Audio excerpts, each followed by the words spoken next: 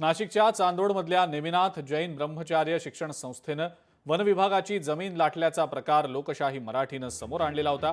या प्रकरणी महसूल खात्याचे अतिरिक्त सचिव मिलिंद म्हैसकर यांनी चौकशी समिती नेमली होती।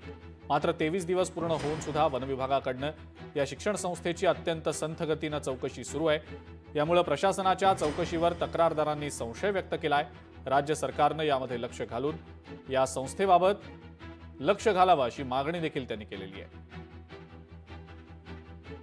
गेल्या 1 महिन्यापूर्वी विरोधी पक्षनेते अंबादासजी दानवे यांनी सरकारकडे लेखी तक्रार केली।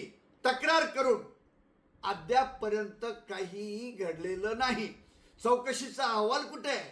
काय आज 23 दिवस होतात तरी सुद्धा चौकशी नाही आहे। म्हैसकर साहेबांनी रिमार्क दिलाय की 7 दिवसामध्ये चौकशी करा। आणि लोकशाही या मराठी न्यूज चॅनलने या भ्रष्टाचाराच्या विरुद्ध की वन खात्याची जमीन खाता येत नाही, परवा पारनेरचा निर्णय झालाय। मागच्या 1 महिन्यापूर्वी माननीय गवई साहेब सुप्रीम कोर्टाचे न्यायदेवता यांनी निकाल दिलाय, ती जमीन परत घेतली जाते, कारण की राष्ट्रपतींच्या परवानगी शिवाय कुठलीही जमीन नावावर होत नाही। मग हे काय? लोकशाही मराठी ऐका, पहा, जागरूक रहा।